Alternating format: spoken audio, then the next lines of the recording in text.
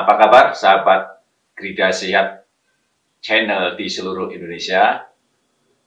Di penghujung tahun 2023 ini, Grida Sehat Channel akan menyajikan suatu kebijaksanaan yang barangkali ke depan akan menjadi tulang punggung di dalam pengelolaan kesehatan nasional. Badan Legislasi DPR RI baru saja memutuskan bahwa rencana Undang-Undang Kesehatan telah dimasukkan sebagai program legislasi nasional prioritas tahun 2023. Dengan demikian, maka rencana Undang-Undang Kesehatan tahun depan akan dibahas secara serius oleh DPR dengan melibatkan berbagai komponen yang terkait. Sebelum RUU Kesehatan ini ditetapkan sebagai prolegnas prioritas tahun 2023, sejumlah organisasi profesi diundang oleh DPR untuk melakukan dengar pendapat umum. Salah satu profesi kesehatan yang diundang oleh DPR adalah Persatuan Ahli Farmasi Indonesia. Tentu, sebagai salah satu tenaga kesehatan Indonesia di bidang kefarmasian, masukan, usulan, dan barangkali pendapat-pendapat yang disampaikan oleh pengurus pusat Persatuan Ahli Farmasi Indonesia patut didengar oleh Dewan Perwakilan Rakyat Indonesia. Untuk itu, kita simak paparan Ketua Umum Pengurus Pusat Persatuan Ahli Farmasi Indonesia, Budi Janu Purwanto. Jangan tinggalkan channel Grida Sehat dan jangan lupa juga like, share, komen, dan tentunya subscribe Grida Sehat Channel. Gerakan Ayo Sehat Indonesia. Saya lanjutkan ke Pak Afi ya. Silakan Pak Ketua. Bismillahirrahmanirrahim. Assalamualaikum warahmatullahi wabarakatuh. Selamat siang, salam sejahtera untuk kita semua. Alhamdulillah pada siang hari ini kita dalam keadaan sehat walafiat, dan bagi Pak Afi berterima kasih pada Badan Legislasi DPR RI yang mengundang Pak Afi pada hari ini. Bapak Pimpinan Balik sekaligus pimpinan sidang serta anggota Balik sekaligus anggota Dewan yang terhormat, juga yang terhormat Bapak Ibu organisasi profesi dari Ikatan Dokter Indonesia, Persatuan Dokter Gigi Indonesia beserta jajarannya yang hadir. Perkenalkan bahwa kami Persatuan Ahli Farmasi Indonesia, saya Budi Janu Purwanto. Persatuan Ahli Farmasi Indonesia didirikan pada tanggal 13 Februari 1946 pada saat ibu kota negara di Yogyakarta. Jadi kami di masa revolusi didirikan oleh para Asian Apoteker. Karena pada saat itu bukannya tidak ada apoteker, apotekernya ada, tapi pada pulang kampung ke Belanda.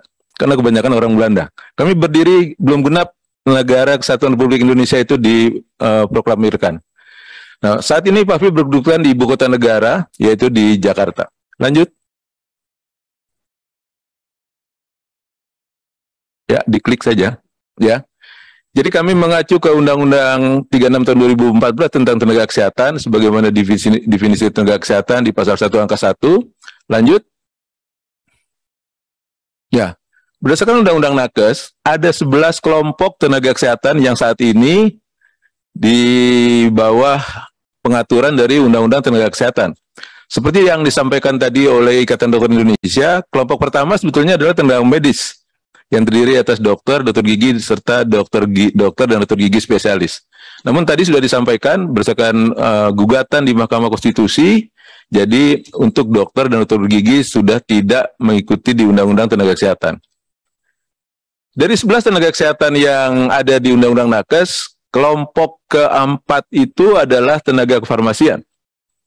Nah, tenaga kefarmasian ini ada dua jenis berdasarkan Undang-Undang Nakes. Yang pertama adalah apoteker, yang hadir di ruang balik ini tadi pagi. Nah, kami adalah tenaga teknis kefarmasian. Lanjut. Nah, berdasarkan Undang-Undang Nakes, tenaga kesehatan harus membentuk organisasi profesi dan setiap jenis tenaga kesehatan hanya dapat membentuk satu organisasi profesi. Walaupun amanah ini dimuat dalam Undang-Undang Tenaga Kesehatan, Undang-Undang 36 tahun 2014, tapi seperti yang tadi kami sampaikan, kami sudah membentuk organisasi ini di tahun 1946. Dan pembentukan organisasi profesi dilaksanakan sesuai dengan ketentuan peraturan undang-undangan, kami sudah terdaftar di Kementerian Hukum dan HAM. Nah, jadi kami bernama Persatuan Ahli Farmasi Indonesia, lalu apoteker berdiri tahun 1955. Walaupun nama kami Persatuan Ahli Farmasi Indonesia, tapi kami tidak lebih ahli dari apoteker. Lanjut. Nah, anggota FAFI awalnya adalah ASEAN Apoteker yang sejak keluarnya peraturan pemerintah nomor 51 tahun 2009 tentang pekerjaan kefarmasian, sebutannya menjadi tenaga teknis kefarmasian atau kami singkat TTK. Namun perlu kami tambahkan bahwa sebutan asisten apoteker yang semula adalah sebutan bagi lulusan sekolah asisten apoteker, kemudian berubah nama menjadi Sekolah Menengah Farmasi. Saya adalah salah satu alumni Sekolah Menengah Farmasi Departemen Kesehatan Jakarta. Nomenklatur asisten apoteker itu juga sejak terbitnya Peraturan Menteri Kesehatan nomor 573 tahun 2008 tentang standar profesi asisten apoteker, juga sebutan bagi lulusan program Diploma 3 Farmasi dan program Diploma 3 Analisa Farmasi dan Makanan yang khusus kompetensinya di laboratorium. Nah, karena ada Undang-Undang 36 tahun 2014, maka kami menyesuaikan anggaran dasar dan anggaran rumah tangga kami, sehingga anggota PAFI saat ini adalah tenaga teknis kefarmasian.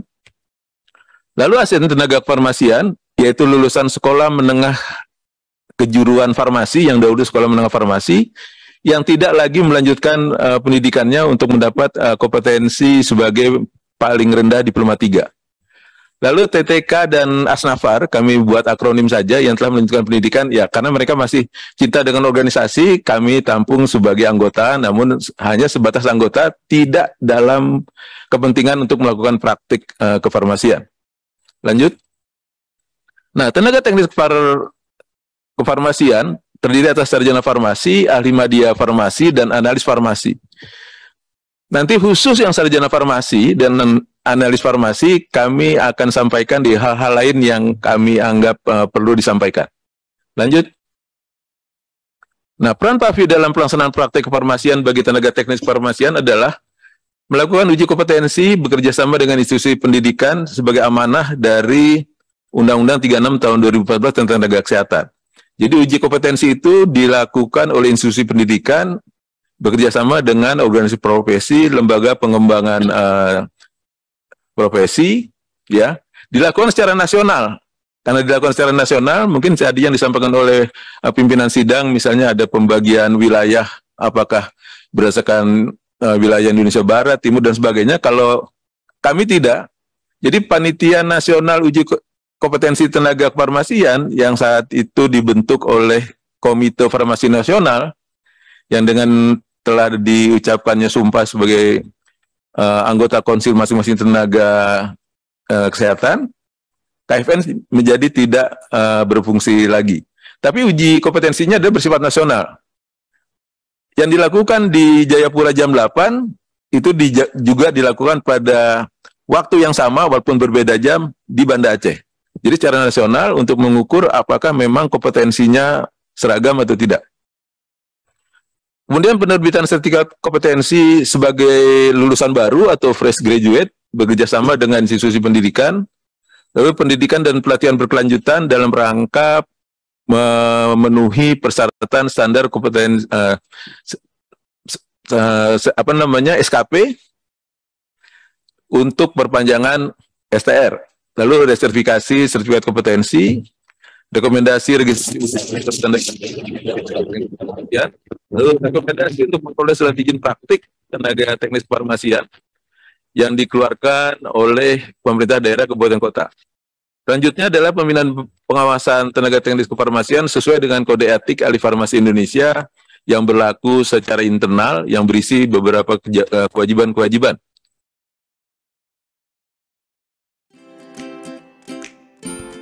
Jangan lupa tonton video menarik kami lainnya. Nah, ini definisi Undang-Undang Tenaga Kesehatan terkait dengan organisasi profesi yang merupakan wadah untuk berhimpun tenaga kesehatan yang seprofesi. Di kelompok tenaga kefarmasian terdiri atas 2 jenis tenaga kesehatan, yaitu apoteker dan TTK. Jadi saat ini berdasarkan Undang-Undang Tenaga Kesehatan, terdapat Ikatan Apoteker Indonesia dan Persatuan Ahli Farmasi Indonesia. Kami berpendapat bahwa organisasi profesi dapat saja hanya satu untuk setiap kelompok tenaga kesehatan. Namun dalam struktur organisasinya terdiri atas beberapa jenis tenaga kesehatan yang seprofesi. Misalnya organisasi profesi tenaga kefarmasian, maka di dalamnya terdiri dari struktur apoteker dan tenaga teknis kefarmasian. Lanjut. Pak Budi, Siap. saya potong sedikit. Ini biar kita tidak tidak terlalu jauh gitu, Pak. Ini kan satu problem ketika kami menyusun undang-undang Omnibus Law itu adalah ego sektoral yang sangat ekstrim. Jadi tentu hari ini kami ingin dapat masukan, bapak-bapak dari organisasi profesi kan sudah ada undang-undang payung sebelumnya. Nah, ketika kita mempropos Omnibus Law kesehatan, apa kira-kira propose? Ini standpointnya biar clear, Pak. Apa kira-kira propose ibu bapak semua dari organisasi profesi dengan undang-undang yang existing, apa kira-kira dengan undang-undang yang akan kita buat. Jadi biar gatuk nih, Pak. Ya, siap. Nah, jadi ngaten ya, Pak. Jadi biar kemudian kita juga teman-teman dari Balek, anggota Panja mendapatkan view tersebut. Jadi kalau masalah fungsi segala macam, saya pikir nanti dengan bahan yang Bapak berikan kami bisa pelajari itu. Tapi kami minta sekarang kira-kira main propose-nya apa. Itu satu. Yang kedua, kira-kira apa yang menjadi benang merah atau persinggungan atau anasir dengan profesi-profesi lain. Itu yang sangat kami butuhkan. Silakan. Ya, siap. Lanjutkan. Propos yang tadi pimpinan harapkan itu ada di slide hal-hal lain. Ya, nanti kami sampaikan. Ya. Kami jam 3 ini ada pleno soalnya, Pak. Oh, siap. Ya, jadi Ya, jam 3 kami pleno Balek untuk mengambil keputusan. Ya, tadi di awal juga disebutkan sidang ini sampai dengan 2:30 katanya. Jadi akan kami percepat. Oh, sorry, saya perpanjang dulu sampai 2:30 tadi ya. Ya. Jadi saya perpanjang jam 14.45 ya. Ya. 10 menit. Oke, silakan Pak Budi. Ya. Slide-nya dilanjutkan saja sesuai arahan pimpinan sidang. Slide berikut.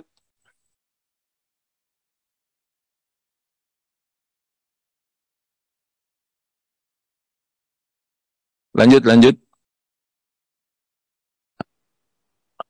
Nah ini. Ya. Lanjut. Sekarang saya propose mengenai nomenklatur tenaga teknis kefarmasian. Berdasarkan Undang-Undang Nakes yang merujuk ke Peraturan Pemerintah Nomor 51 Tahun 2009, TTK terdiri atas sarjana farmasi, ahli media farmasi, dan analis farmasi. Sarjana farmasi dan ahli media farmasi ada gelar akademik, sedangkan analis farmasi bukan merupakan gelar akademik. Nah, ini dari satu dikelompokkan menjadi agak repot kami mengurusnya. Berdasarkan keputusan Kepala BPP SDM Kesehatan, untuk analis farmasi itu sebutan gelarnya adalah ahli media, analis farmasi, dan makanan. Namun berdasarkan keputusan Direktur Jenderal Pembelajaran dan Kemahasiswaan Kemendikbud Dikti, sebutannya adalah ahli media kesehatan. Itu yang membuat bingung di lapangan. Oleh karena itu kami mengusulkan sebutan dari TTK itu pertama sarjana farmasi, ahli media farmasi, dan ahli media analis farmasi dan makanan. Itu pertama. Karena ini apa namanya tidak apple to apple kalau yang tadi itu. Nah, ini satu kelompok. Lanjut. Lalu TTK Sarjana Farmasi, slide yang pertamanya dahulu, ini sudah yang kedua. Ya. Nah, TTK Sarjana Farmasi ini adalah lulusan pendidikan sarjana jenjang akademik. Ya, yang mengikuti program studi Sarjana Farmasi. Berdasarkan informasi per tanggal 7 September 2022, kebetulan kami adalah dosen di Fakultas Farmasi Universitas Pancasila, Jakarta. Itu diinformasikan saat ini program studi Sarjana Farmasi adalah 320 program studi di seluruh Indonesia. Sedangkan program studi profesi apoteker itu hanya 52. Tidak seperti di Fakultas Kedokteran atau Fakultas Kedokteran Gigi, pada saat seorang mahasiswa masuk di tingkat pertama atau tingkat persiapan, pasti harapannya adalah menjadi dokter atau dokter gigi. Tidak demikian dengan di farmasi. Karena pendidikan sarjana farmasi tidak nyambung dengan pendidikan program studi profesi apoteker. Dari jumlahnya saja tidak terlihat disparitasnya begitu tinggi. Nah, jika diasumsikan setiap program studi sarjana farmasi meluluskan 100 sarjana farmasi, maka setiap tahun 100 kali 320 itu adalah 32.000 sarjana farmasi. Apa yang bisa dilakukan oleh seorang sarjana farmasi? Dia bisa melanjutkan pertama ke program studi profesi apoteker, atau melanjutkan ke jenjang akademik yang lebih tinggi sebagai magister farmasi. Lalu banyak yang karena alasan tertentu tidak bisa melanjutkan di keduanya. Dia harus bekerja. Nah, pada saat dia harus bekerja, dia harus punya surat tanda registrasi. Sedangkan dia jenjang akademik. Yang diharuskan mengikuti uji kompetensi berdasarkan Undang-Undang Tenaga Kesehatan adalah hanya untuk pendidikan vokasi dan pendidikan profesi. Kami sudah bersurat ke Kementerian Kesehatan, ke Komite Farmasi Nasional sejak tahun 2018 untuk mengatasi masalah ini. Namun sampai dengan hari ini tidak dijawab. Jadi kalau hitung-hitungan realnya dengan asumsi ini, pendidikan program studi profesi apoteker yang jumlahnya 52 setiap tahun menerima di 2 kali penerimaan di setiap semester. Artinya 52 dikali 2 dikali 100 kalau dia menerima setiap semester 100, seperti contoh di Fakultas Farmasi tempat kami mengajar, itu hanya menerima 100. Artinya yang bisa mengikuti pendidikan di program studi profesi apoteker setiap tahun hanya 10.400 calon apoteker.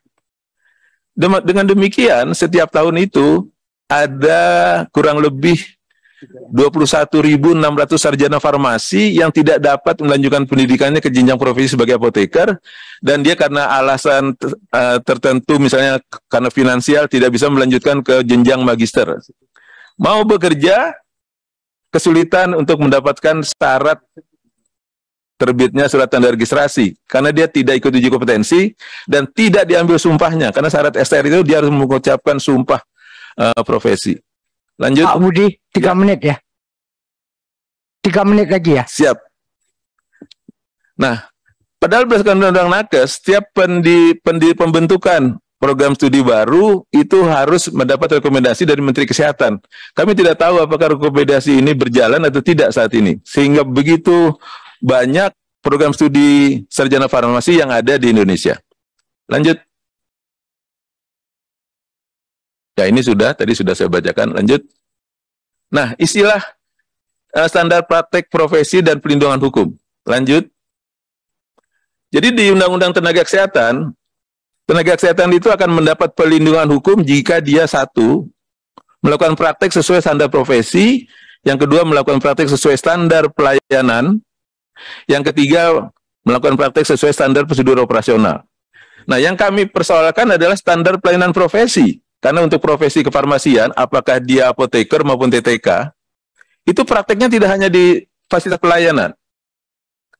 Prakteknya juga di fasilitas produksi sediaan farmasi, fasilitas distribusi sediaan farmasi, dan fasilitas pelayanan sediaan farmasi. Oleh karena itu kami mengusulkan istilah standar pelayanan profesi ini diubah menjadi standar praktik profesi, agar kami kefarmasian bisa mencakup di 3 ini saja. Mungkin tenaga kesehatan yang lain hanya di standar pelayanan, sedangkan kami ada di standar produksi. Apa standarnya? Yaitu cara pembuatan yang baik atau GMP, Good Manufacturing Practices, lalu di distribusi penyaluran GDP, Good Distribution Practices, atau kita dikenal sebagai CDOB, cara distribusi obat yang baik. Sedangkan di standar pelayanan kami tidak ada masalah. Oleh karena itu usulan kami adalah menjadi standar praktik profesi.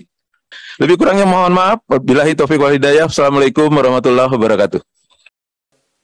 Demikian sahabat Krida Sihat di seluruh Indonesia, lebih khusus kepada rekan-rekan dari Persatuan Ahli Farmasi Indonesia, paparan yang disampaikan oleh Ketua Umum Pengurus Pusat PAVI, Budi Janu Purwanto, tentunya harus terus kita kawal agar semua masukan, semua program-program yang disampaikan oleh Ketua Umum PP PAVI dapat dijabarkan secara lebih detail, sehingga ke depan seluruh anggota PAVI harus terus memantau agar rencana undang-undang kesehatan yang akan diproses di Dewan Perwakilan Rakyat dapat kita monitor, kita pantau, sehingga masukan, usulan, dan berbagai hal yang disampaikan oleh pengurus pusat PAVI dapat terwujud sebagai bagian dari ikut mendukung program kesehatan nasional. Jangan lupa terus pantau, terus monitor Krida Sihat Channel, kanal YouTube, dalam rangka untuk mendukung gerakan Ayo Sehat Indonesia.